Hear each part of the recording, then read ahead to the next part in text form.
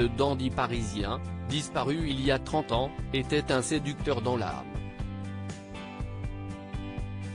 Malgré un physique qu'il jugeait ingrat, Serge Gainsbourg a pu compter sur son charisme dévastateur pour voler le cœur des plus belles femmes, de Jane Birkin à Bambou, en passant par Brigitte Bardot.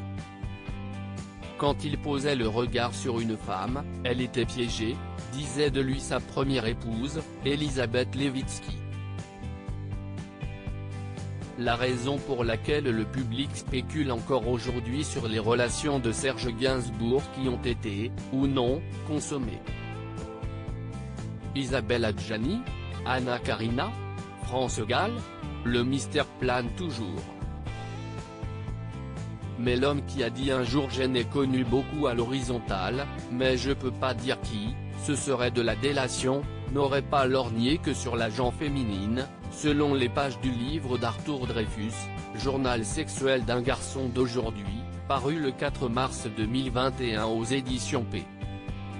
OL. Dans l'ouvrage, son ex-compagne et mère de sa fille Charlotte, Jane Birkin, raconte que Serge Gainsbourg était probablement bisexuel. Il aimait toujours les garçons qui chantaient dans les chorales, révèle l'ancien Top.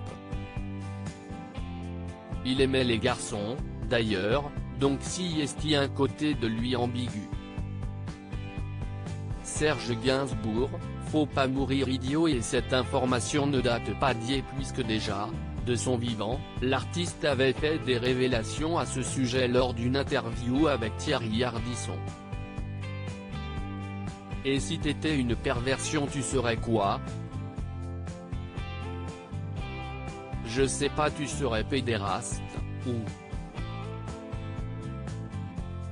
Point d'interrogation, l'avait interrogé l'homme en noir.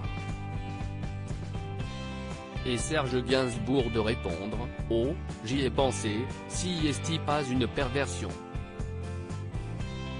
Tu as déjà essayé? Lui avait alors demandé Thierry Ardisson. Faut pas mourir idiot, avait répondu le chanteur avant d'ajouter, avec son élégance légendaire, si est pas moi qui mordais l'oreiller.